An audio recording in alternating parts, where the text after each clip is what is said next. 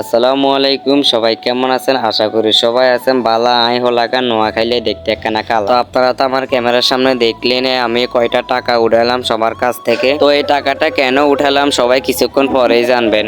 ভিডিওটি দেখতে থাকেন শেষ পর্যন্ত। তো আমার সামনে যেটা দেখতে আছেন এটা হচ্ছে আমাদের রূপাচড়া মসজিদ। যারা আমার নিয়মিত ব্লগ দেখেন তারা অবশ্যই চিনবেন। তো আমি এখন আমাদের দাসেরহাট বাজারে যাওয়ার জন্য রওনা দিয়ে দিলাম। তো এখন যে বাজারটি দেখতে পাচ্ছেন এটাই হচ্ছে আমাদের দাসেরহাট বাজার।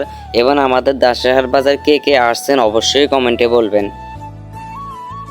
তো আমার ক্যামেরার সামনে একটা কেক দেখতে পাচ্ছেন, এই কেক দিয়ে আমরা কি করব কিছুক্ষণ পরেই দেখতে পাবেন। তো এখন ক্যামেরার সামনে যে কেকটা দেখতে পাচ্ছেন এটাই হচ্ছে কেক। কেকের প্যাকেটটা খুলে আপনাদেরকে দেখালাম। তো আমরা কেকটা রাখার জন্য একটা টুলের মধ্যে ফটকা দিয়ে সাজিয়ে ফেললাম এবং আমার হাতে একটা স্প্রাইও দেখতে পাচ্ছেন। তো এখন কেকটার মধ্যে নাম লিখতেছে দেখতেই পাচ্ছেন। তো আসলে আপনাদেরকে সত্যি কথাতে বলেই ফেলি, কেকটি আনা হয়েছে আমার নানির জন্মদিন।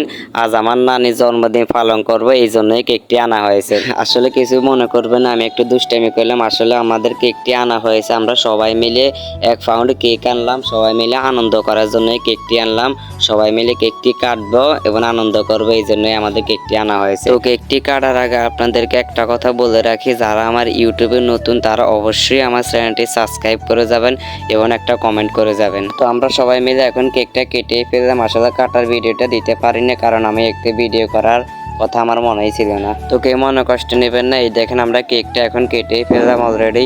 তো দেখেন আমি খাইতেছি, কেউ নজর দিবেন না। এই তো আজকের ভিডিওতে এ পর্যন্তই। সবাই ভালো থাকবেন, সুস্থ থাকবেন। ওইট একটা কথা, যারা আমার ইউটিউবে নতুন তারা অবশ্যই আমার চ্যানেলটি সাবস্ক্রাইব করে দেবেন। ধন্যবাদ।